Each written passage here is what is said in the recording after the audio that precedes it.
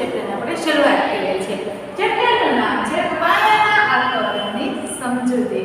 વિદ્યાર્થી મિત્રો, તમે રેખા, કિરણ, બિંદુ, વર્તુળ, વૃત્તાંશ, વૃત્તખંડ આ બધા જ વિશે અભ્યાસ કરેલા બરાબર છે। હવે આપણે જોવાના છીએ પાયાના આકારોની સમજૂતી। તેમાં આપણે સૌપ્રથમ જોઈએ છે રેખાખંડનું માપ કેવી રીતે લેવાનું। વિદ્યાર્થી મિત્રો, રેખાખંડ કોને કહેવાય એ તમને ખ્યાલ આવી ગયો। રેખા કોને કહેવાય, કિરણ કોને કહેવાય, તેમાં આપણે માપી શકીએ તેવું એકમાત્ર આપણી પાસે છે રેખાખંડ। કે આપણે રેખાખંડને માપી શકીએ છીએ। શા માટે રેખાખંડને માત્ર મપાય છે? તો કે કારણ કે રેખાખંડને બે અન્ય બિંદુઓ હોય છે, એટલે કે ત્યાંથી આગળ પસાર થતું નથી, પરંતુ જ્યારે રેખા હોય તે તો અનંત સુધી વિસ્તરેલી હોય છે। કિરણ છે તે એક બાજુ તો સ્થિર છે, પરંતુ બીજી બાજુ તે અનંત સુધી વિસ્તરેલું હોય છે। તો આપણે માત્ર માપી શકીએ રેખાખંડને બરાબર છે।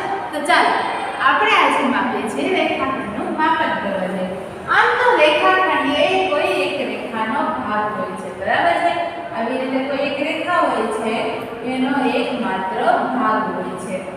અને રેખાખંડને ક્યાંથી ક્યાં સુધી મપાય? તો જો રેખાખંડના બે અંત્ય બિંદુઓ વચ્ચેનું અંતર એ રેખાખંડની લંબાઈ છે। આ બે અંત્ય બિંદુઓ તમને દેખાય છે ને, તો આ બી થી આ એ વચ્ચેનું આ જે અંતર હોય છે તેને રેખાખંડની લંબાઈ કહેવામાં આવે છે બરાબર છે।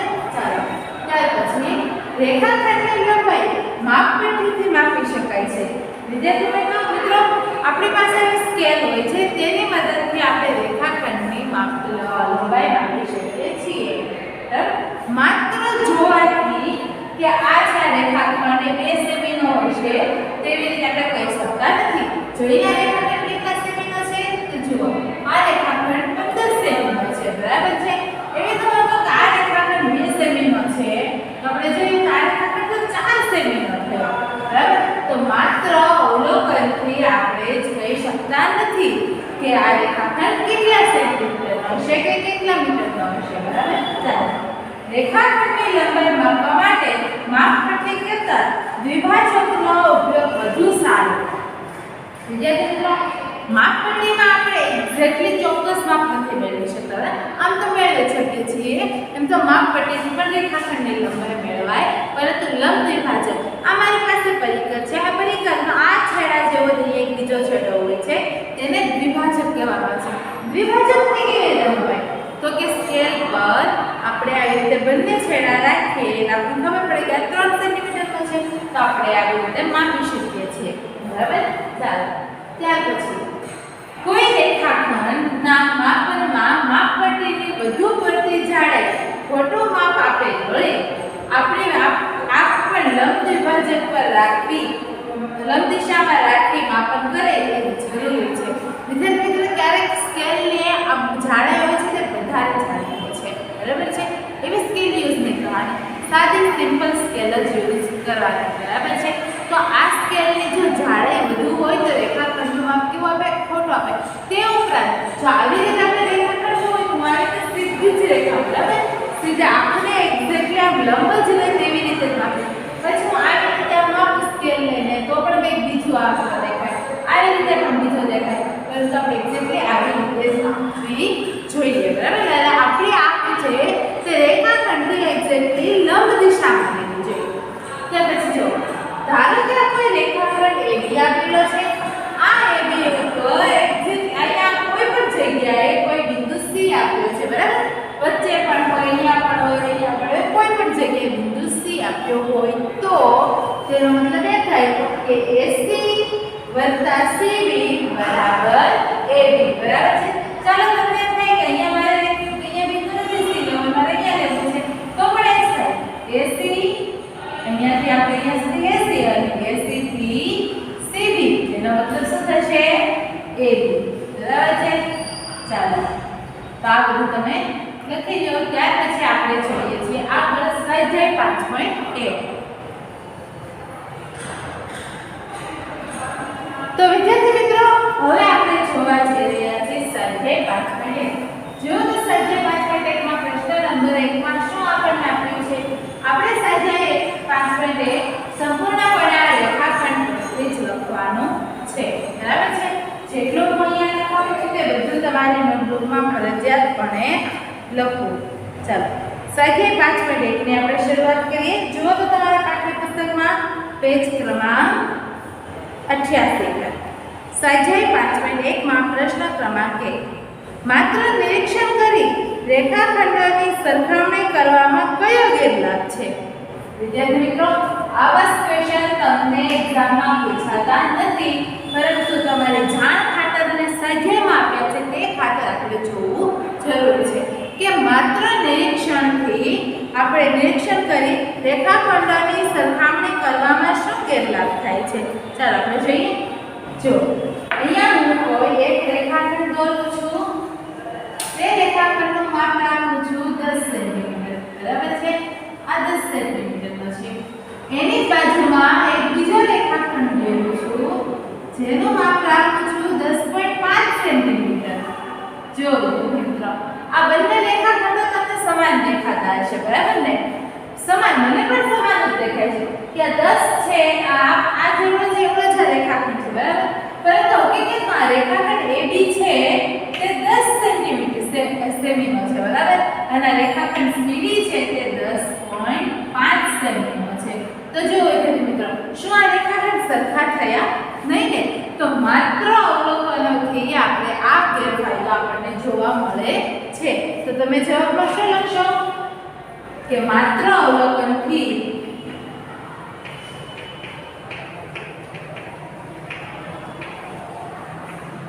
રેખાખંડની લંબાઈ ખોટી પડે છે. ઉદાહરણ તરીકે, દાખલા તરીકે અહીં આપેલા રેખાખંડ AB અને CD સમાન દેખાય છે,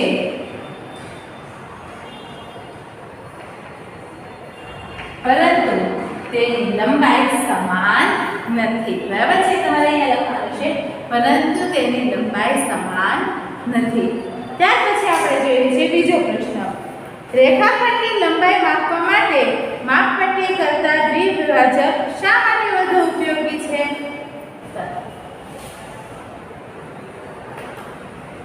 આપણને કહે છે કે મેં તમને કહ્યું કે રેખાખંડની લંબાઈ માટે માપપટ્ટી કરતા દ્વિભાજક વધારે ઉપયોગી છે. તો જો શા માટે વધારે ઉપયોગી છે? તો વિદ્યાર્થી મિત્રો, માપપટ્ટી વડે કેટલીક વાર પૂરેપૂરું માપ સાચું મળતું નથી, બરાબર છે?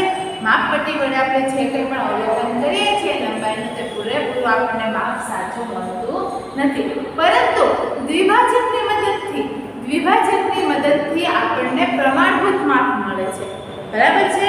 તો એ તમે લખી શકો છો કે એના માટે એટલે આપણે લંબ દ્વિભાજકનો ઉપયોગ વધારે કરીએ છીએ. તમને પરીક્ષામાં કોઈ આવા પ્રકારના ક્વેશ્ચન નહીં પૂછાય, માત્ર જાણ ખાતર છે, બરાબર છે? પણ છતાં પણ સ્વાધ્યાયમાં આવ્યા છે એટલે આપણે આ ક્વેશ્ચન લખી રહ્યા. તો તમે તેનો જવાબ જાતે લખી લેજો. ત્યાર પછી આપણે જોઈએ છીએ પ્રશ્ન ક્રમાંક 3. કોઈ રેખાખંડ દોરી તેને AB કહો અને કોઈ બિંદુ C ને A અને B ની વચ્ચે મૂકો. ચાલો આપણે જોઈએ પ્રશ્ન ક્રમાંક 3 માં કોઈ રેખાખંડ AB દોરો, કોઈ રેખાખંડ દોરી તેને AB કહો. ચાલો આપણે રેખાખંડ દોર્યો અને તે રેખાખંડને આપણે બે બિંદુ A અને B આપીએ છીએ, બરાબર છે? ચાલો કોઈ બિંદુ C ને A અને B વચ્ચે રેખાખંડ દર્શાવો. અહીંયા કોઈ પણ જગ્યાએ બિંદુ C ને દર્શાવું છું. હવે AB અને BC અને AC ની લંબાઈ માપો. શું AB બરાબર AC વત્તા CB છે? ચાલો હવે જો AC ની, CB ની અને પૂરેપૂરા AB ની લંબાઈ માપવાની છે. તો ચાલો વિદ્યાર્થી મિત્રો, તમે તમારી ચોપડામાં જેવડો રેખાખંડ દોર્યો દોરી શકો છો. અહીંયા મેં મોટો દોર્યો છે તમને સારી રીતે દેખાય એટલા માટે, નહીંતર તમે આવી રીતે કોઈ નાનો રેખાખંડ દોરીને પણ લખી શકો છો. ચાલો આ રેખાખંડની લંબાઈ માપું છું હું.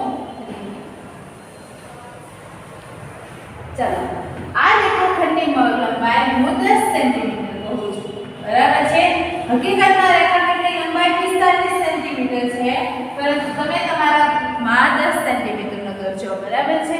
હવે આપણે કોઈ આવી રીતે વચ્ચે મૂકી દીધું છે, બરાબર? વચ્ચેની જગ્યાએ ચાલો હું અહીંયા કોઈ જગ્યાએ સાઈડમાં મૂકી દઉં છું, એટલે રેખાખંડ ઉપર જ તરત એક્ઝેક્ટલી વચ્ચે નહીં. હવે જુઓ, તમને જ્યાં લાગે સારી રીતે તમે મૂકી શકો છો, બરાબર? તો AB ની લંબાઈ કેટલી છે? રેખાખંડ AB બરાબર 10 સેન્ટીમીટર, અથવા તો સેમી, બરાબર છે? cm પણ લખી શકો છો અથવા તો સેમી પણ લખી શકો છો. હવે જુઓ, AC ની લંબાઈ માપું છું તો મને એ 2 cm મળે છે, એટલે કે સેમી. તો AC બરાબર કેટલા મળે મને? 2 સેમી.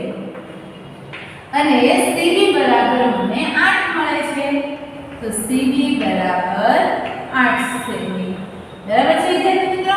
તો જુઓ, પછી આપણને શું કહ્યું છે કે ચકાસો કે AB બરાબર AC વત્તા CB થાય છે. ચાલો આપણે જોઈએ.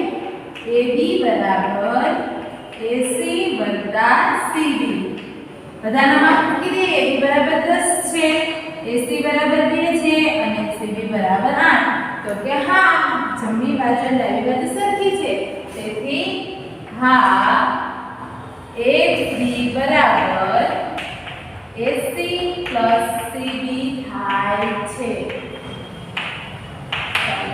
ત્યાર પછીનો પ્રશ્ન જોઈએ, પ્રશ્ન ક્રમાંક 4. શું કહે છે પ્રશ્ન ક્રમાંક 4 માં?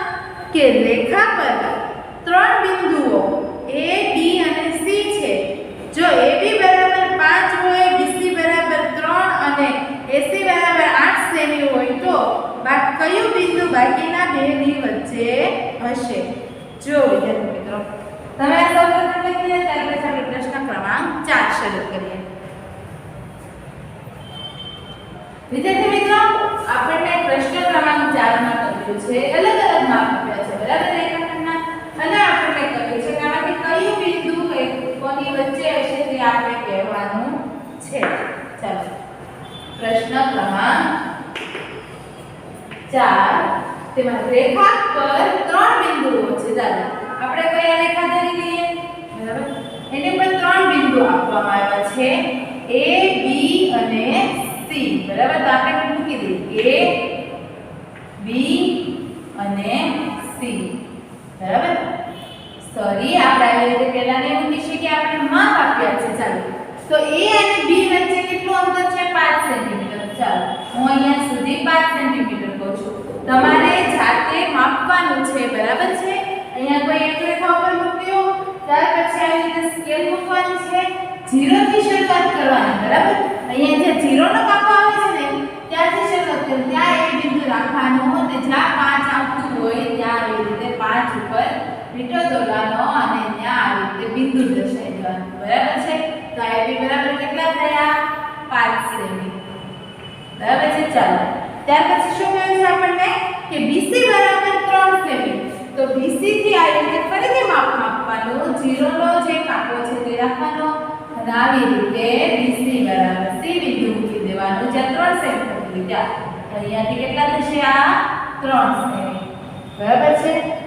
ત્યાર પછી આવી રીતે દોરી દેવાના, એટલે આપણને ખબર પડે અથવા તો જોઈએ તો એ લોકોને પણ ખબર પડે કે શું દોર્યું છે. ત્યાર પછી કહ્યું છે કે અને AC બરાબર 8 સેમી છે, તો આ AC કેટલા થશે? 8 સેમી, બરાબર છે? તો આ AC બન્યા તમારા 8 સેમી. તો કયું બિંદુ બાકીના બેની વચ્ચે છે? તો તમે જોઈ શકો છો બિંદુ B છે એ બાકીના બંને રેખાખંડોની વચ્ચે છે. અહીંયા લખવાનું, અહીં AB બરાબર 5 સેમી,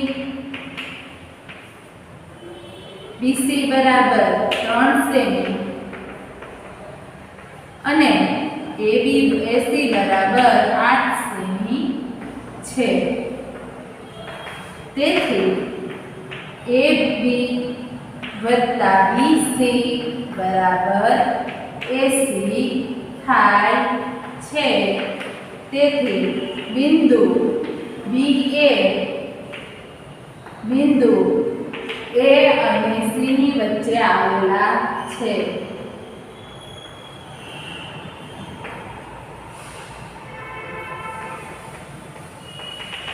બરાબર છે વિદ્યાર્થી મિત્રો? ચાલો આની પછીનો પ્રશ્ન 5 જોઈએ. ચકાસો કે ડી બિંદુ રેખાખંડ AC નું મધ્ય બિંદુ છે. ચાલો વિદ્યાર્થી મિત્રો, આપણને આપવામાં આવ્યું છે આવી રીતે કોઈ રેખા સંખ્યા રેખા આપણને આપવામાં આવે છે પ્રશ્ન નંબર 5 માં. આવી રીતે કોઈ એક સંખ્યા રેખા દોરેલી છે રેખા, તેની ઉપર સંખ્યાઓ અને બિંદુ આપેલા છે 0 1 2 3 4 5 6 અને 7. બરાબર છે? એ ઉપર A B C D E F અને G બિંદુ આવેલા છે. હવે જુઓ વિદ્યાર્થી મિત્રો, શું કહ્યું છે કે ડી બિંદુ એ રેખાખંડ AC નું મધ્ય બિંદુ છે. હવે જુઓ વિદ્યાર્થી મિત્રો, મધ્ય બિંદુ એટલે શું થાય કે તે રેખાખંડના એક સરખા ભાગ કરે છે. બરાબર? એટલે કે આ ડી બિંદુ છે એ આ A અને G વચ્ચેના સરખા ભાગ કરે છે. અહીંયાથી આ બંનેના માપ કેવા જવા જોઈએ? સરખા. એટલે AD અને BC ના માપ કેવા થવા જોઈએ? સરખા. તો ચાલો આપણે AD નું માપ શોધીએ પહેલા. તો AD બરાબર કેટલા થશે? AD રેખાખંડ AD બરાબર જો રેખાખંડ AB વત્તા BC વત્તા CD. બરાબર છે? આ ત્રણેય રેખાખંડનો સરવાળો કરીએ ત્યારે આપણને શું મળશે? રેખાખંડ AD. રેખાખંડ AB નું માપ કેટલું છે? 1 થી 2 એટલે 1 એકમ. પછી BC નું 1, CD નું 1 એટલે કેટલા થયા? 3. બરાબર છે? રેખાખંડ AD બરાબર 3 સેમી. હવે જોઈએ એવી જ રીતે DEF અને DG. તો રેખાખંડ BG બરાબર રેખાખંડ DE પ્લસ રેખાખંડ EF પ્લસ રેખાખંડ FG. આના માપ કેટલા થશે? 1 1 1 બરાબર 3 સેમી. તેથી આપણે અહીંયા જોઈ શકીએ છીએ AD DC AD બરાબર DC છે. બરાબર? AD બરાબર શું છે? DC બરાબર 3 સેન્ટીમીટર. અને રેખાખંડ અહીંયા લખી સાઈડમાં, અને રેખાખંડ AD વત્તા રેખાખંડ BC બરાબર રેખાખંડ AG. તેથી DA રેખાખંડ AG પરનું મધ્ય બિંદુ છે. ચાલો વિદ્યાર્થી મિત્રો, દાખલા સંપૂર્ણ રીતે સમજાઈ ગયો છે તમને? બરાબર છે કે આ ઉપરથી આપણે કહી શકીએ કે બંનેના માપ કેવા થયા? સરખા થયા. સરખા કેવા થયા? અને ઉપર છે તો બંનેનો સરવાળો કરીએ તો આપણને AG મળી જાય છે. એટલે કે બંનેનો સરવાળો કરીએ અને AG મળે તો ઉપર છે તો બંનેના માપ સરખા હોય તો તેનું કેવું બિંદુ થયું? મધ્ય બિંદુ. તો ચાલો તમે ઝડપથી લખી લો. ચાલો વિદ્યાર્થી મિત્રો, ત્યાર પછી આપણે જોઈએ છીએ પ્રશ્ન ક્રમાંક 6. જો તો પ્રશ્ન ક્રમાંક 6 માં આપણને શું કહેવામાં આવ્યું છે? પ્રશ્ન ક્રમાંક 6 માં આપણને કહે છે કે કોઈ બિંદુ B એ રેખાખંડ AC નું મધ્ય બિંદુ છે અને C એ BD નું મધ્ય બિંદુ છે. તો ABCD એક જ રેખાખંડ છે અને AB બરાબર CD શા માટે કહી શકાય? ચાલો આપણને કોઈ ચોક્કસ માપ નથી આપ્યું, પરંતુ આપણને કોનું મધ્ય બિંદુ છે તે આપણને કહેવામાં આવ્યું છે. ચાલો આપણે જોઈએ પ્રશ્ન ક્રમાંક 6 માં શું કહ્યું છે આપણને કે કોઈ એવો રેખાખંડ છે રેખાખંડ AC. બરાબર? આ રેખાખંડ AC પર B એ તેનું મધ્ય બિંદુ છે. એક્ઝેક્ટલી વચ્ચે તેનું કયું બિંદુ આવશે? B. અને રેખાખંડ C એ BD નું મધ્ય બિંદુ છે. એટલે આ રેખાખંડના C છે એ BD નું. બરાબર છે? એટલે અહીંયાથી આ જેટલો ભાગ છે એટલો ભાગ દોરીએ. આ BD નું મધ્ય બિંદુ છે. અને રેખાખંડ ABCD એ એક જ રેખા પર આવેલા છે. તો શું આપણે AB બરાબર CD કહી શકીએ? જો આ બંનેમાં આપણે સરખા કહી શકીએ? તો કે હા, રેખાખંડ AB બરાબર CD કહી શકાય. શા માટે કહી શકાય? જો અહીંયા શું છે? AB બરાબર કેટલા થશે? BC. બરાબર? AB બરાબર BC. શા માટે? તો કે બિંદુ B રેખાખંડ AC નું મધ્ય બિંદુ હોવાથી આપણે કહી શકીએ કે AB બરાબર BC અને બિંદુ C એ રેખાખંડ BD પરનું મધ્ય બિંદુ હોવાથી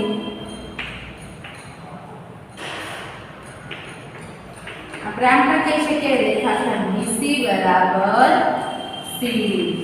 તેથી રેખાખંડ AB બરાબર BC બરાબર CD.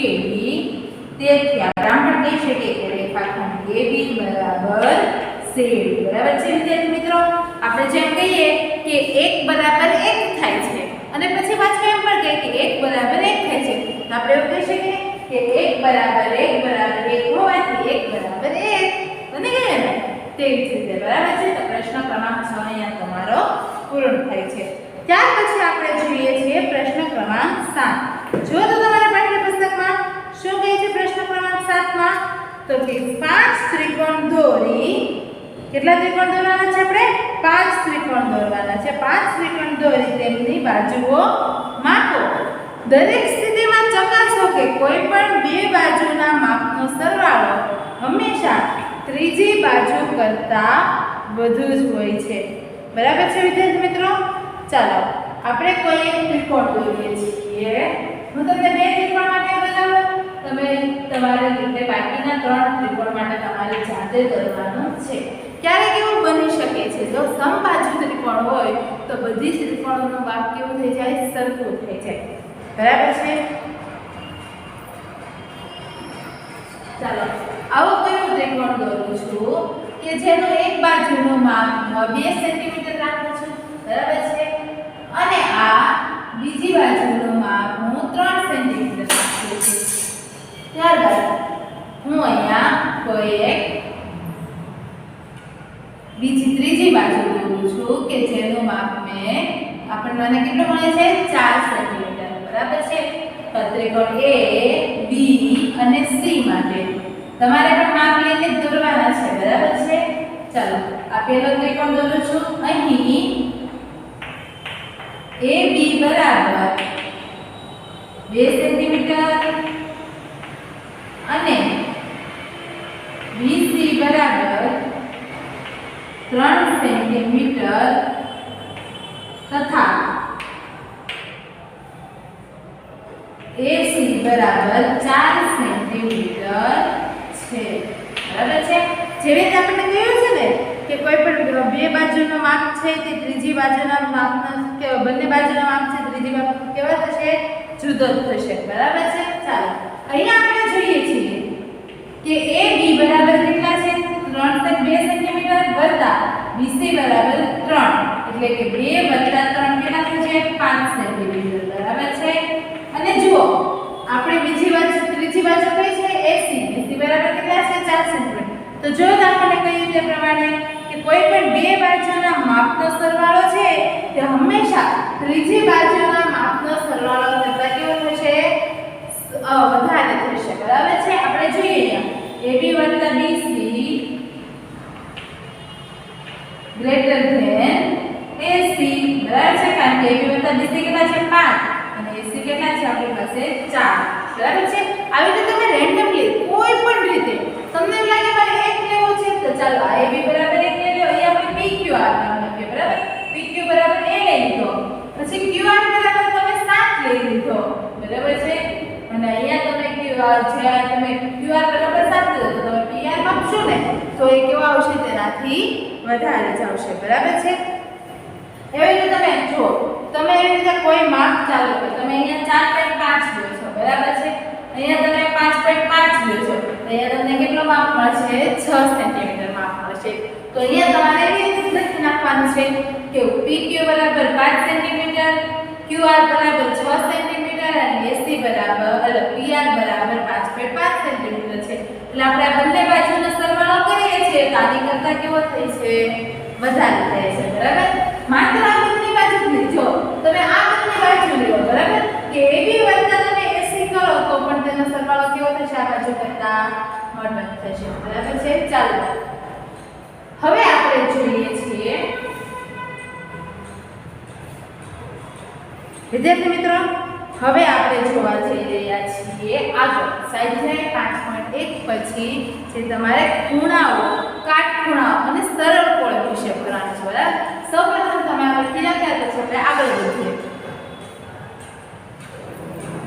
વિદ્યાર્થી મિત્રો હવે આપણે ભણવા જઈ રહ્યા છીએ ખૂણાઓ વિશે બરાબર છે તમે અત્યાર સુધી કોઈ કાટખૂણો કે એવો સરળ કોણ કે એવું કોઈ નામ નથી સાંભળ્યું બરાબર માત્ર તમે ખૂણાઓ વિશે સાંભળ્યું છે પરંતુ હવે આપણે ખૂણાઓ વિશે જાણવાના છે જો તો તમારા પાઠ્યપુસ્તકમાં પેજ ક્રમાંક 89 પર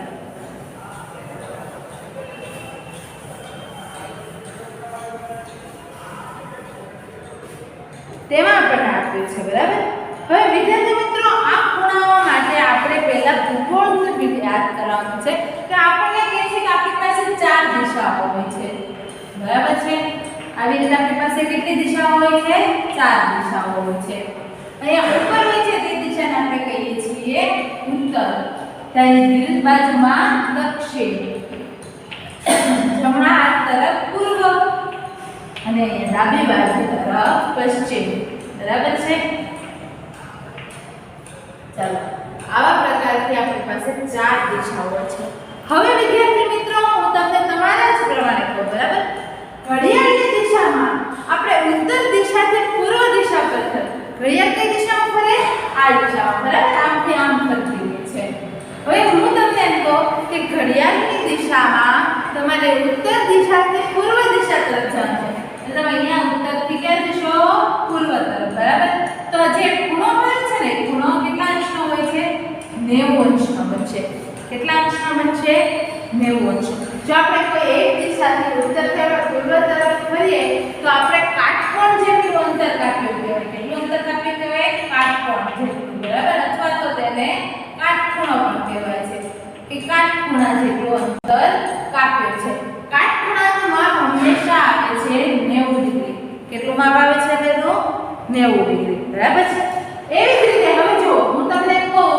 કે ઘડિયાળની વિરુદ્ધ દિશામાં अच्छा तो घड़ियाळની દિશામાં ચાલો ઘડિયાળની દિશામાં પૂર્વથી દક્ષિણ તરફ જવાનું છે તમે અહીંયાથી આવશો તો આ પણ કેટલું થશે 90 અંશ બરાબર છે તે જ રીતે દક્ષિણથી પશ્ચિમ તરફ આવવાનું તો આવી રીતે તમે આવશો તો આ પણ કેટલું થશે 90 અંશ અને અહીંયા આવો તો અહીંયા તમે પાછા એમ કહો કે ઘડિયાળની દિશામાં પશ્ચિમથી ઉત્તર તરફ તો ત્યાં પણ કેટલું થશે તમારી પાસે 90 અંશ બરાબર છે અને 90 અંશને શું કહેવામાં આવે છે કાટકોણ કહેવામાં આવે છે ચાલો ત્યાર પછી આપણે જોઈએ છીએ કે આ તો ઘડિયાળની દિશામાં થયું પરંતુ હું તમને ઘડિયાળની વિરુદ્ધ દિશામાં કહું તો ઘડિયાળની વિરુદ્ધ દિશા એટલે કે ઘડિયાળ તો આમ ફરે છે ને વિરુદ્ધ દિશા એટલે આમ હું તમને કહું ઉત્તરથી પશ્ચિમ તરફ જાઓ તો તમે અહીંયાથી આમ નહીં જશો ઘડિયાળની વિરુદ્ધ દિશામાં કીધું છે એટલે આવી રીતે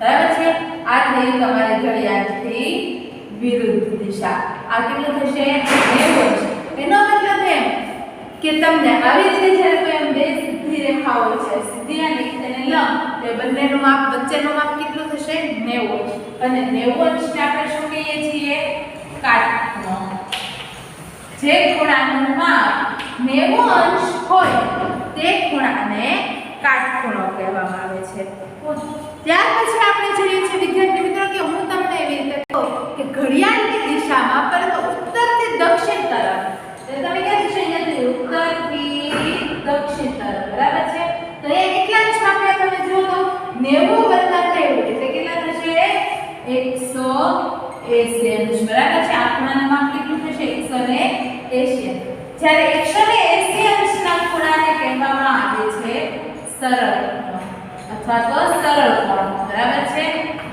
સરળ કોણ કહેવામાં આવે છે ચાલો જો 90 અંશના માપના ખૂણાને કેટલો કહેવાય છે કાટખૂણો 180 અંશના માપના ખૂણાને સરળ કોણ બરાબર છે ઘડિયાળની દિશામાં તમે ઉત્તરથી દક્ષિણ તરફ અથવા તો પૂર્વથી પશ્ચિમ તરફ જાઓ તો પણ કેટલા થશે 180 અંશ બરાબર એટલે કે બે 90 ના ખૂણાને શું કહેવામાં આવે છે સરળ કોણ કહેવામાં આવે છે ચાલો તો વિદ્યાર્થી મિત્રો અહીંયા સુધી તમને ખબર પડી ગઈ.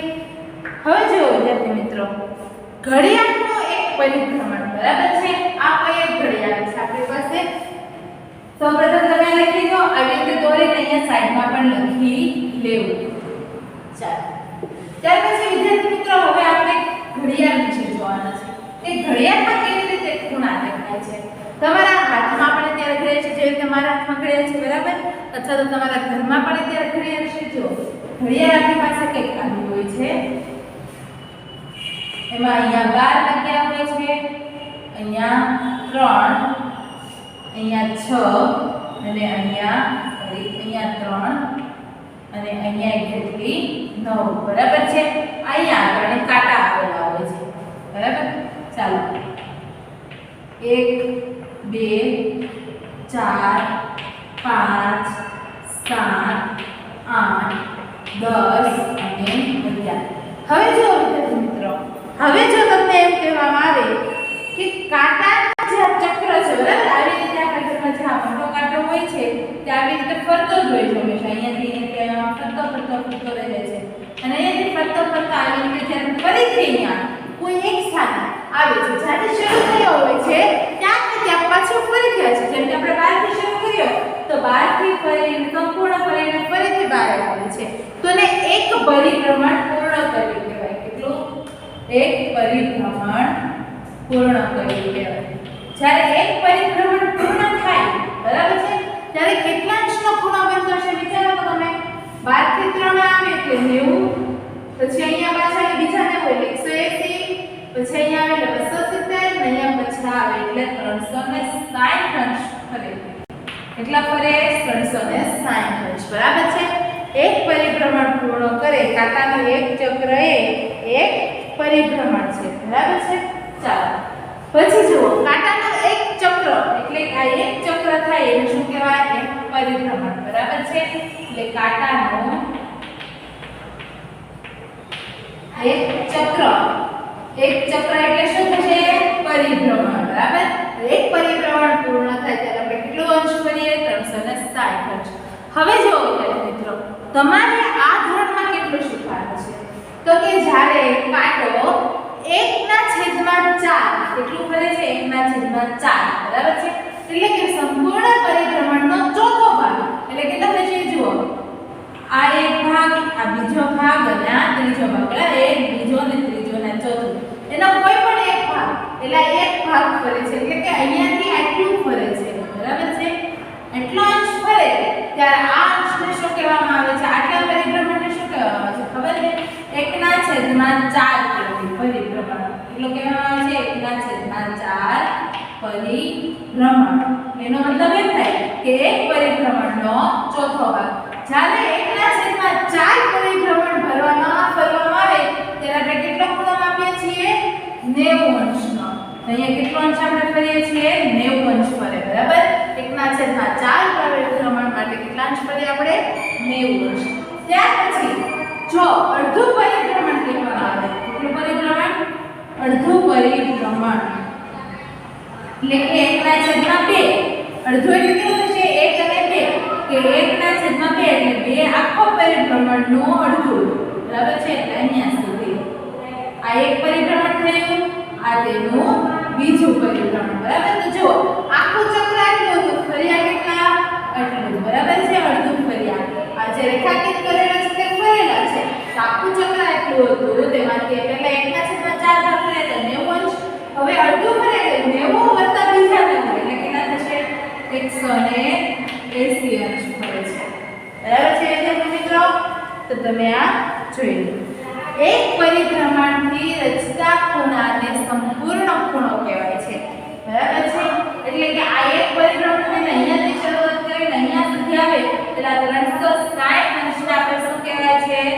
સંપૂર્ણ ખૂણો બરાબર છે. આ 360 અંશના શું કહેવામાં આવે છે? સંપૂર્ણ ખૂણો. તો વિદ્યાર્થી મિત્રો, આ ઝડપથી લખી લો તમે બધા. તો ચાલો વિદ્યાર્થી મિત્રો, આજે આપણે અહીંયા સુધી જે લખીએ છીએ બરાબર છે. તમારા પાઠ્યપુસ્તકમાં પેજ ક્રમાંક સુધી 90 સુધી આપણે સંપૂર્ણપણે જોઈ બરાબર. આપણે ઘડિયાળનો કાંટો અડધો કાંટો આટો કોને કહેવાય? અડધો પરિભ્રમણને તમે આટો પણ કહી શકો છો. બરાબર. આપણે દેશી ભાષામાં આપણે તેને આટો કહીએ છીએ. તો એક આટો 1/4 આટો 1/2 આટો તેને શું કહેવામાં આવે છે? બરાબર છે. તે જ રીતે આમાં બીજી પણ વસ્તુ તમને બતાવું છું.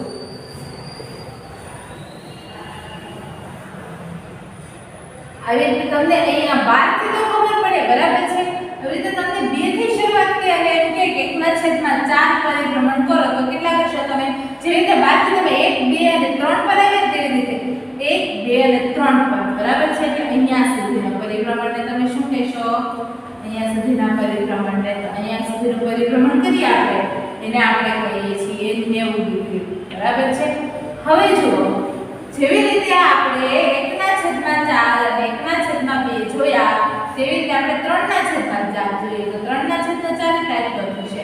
પરંતુ આ બાજુ નહીં, આ બાજુ અહીંયાથી આટલો એટલે કે તમે અહીંયાથી આટલી રીતે આમ ફરેલા છો. બરાબર છે. એટલે આ ભાગ છે તેને કેટલાનો ભાગ કહેવામાં આવશે? 3/4 પરિભ્રમણ. બરાબર છે. જે રીતે અલગ અલગ આકૃતિ દોરી હતી બાજુમાં તેવી રીતે તમારે આ રીતે આ આકૃતિ અહીંયા 1/4 આકૃતિ દોરવાની.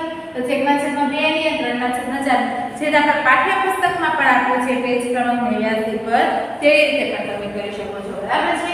અહીંયા તો 9 અને 12 આપ્યા છે. ચલો હું તમને એમ કહું કે 1 થી શરૂઆત કરો. બરાબર છે. 1 થી શરૂઆત કરીએ તો જો 1, 2 અને 3 લેવું. 1, 2 અને 3 180 1, 2 અને 3 એટલે ક્યાં સુધી આવશે? અહીંયા સુધી. બરાબર છે. અહીંયા સુધી આવશે. લાલા પરિભ્રમણને શું કહેવાશે? 3/4 પરિભ્રમણ. તો વિદ્યાર્થી મિત્રો અહીંયા સુધી તમને એક્ઝેક્ટલી ખબર પડી ગઈ છે. બરાબર છે. તો આવી અલગ અલગ કાંટાએથી શરૂ થતી 1 થી 3 થી તે રીતે તમારે અલગ અલગ આકૃતિ ઘરેથી જાતે જ હોવાની છે. બરાબર. આજ સુધી આપણે એટલું જ રાખીએ છીએ. આવતીકાલે આપણે શરૂ કરીશું સ્વાધ્યાય 5.2.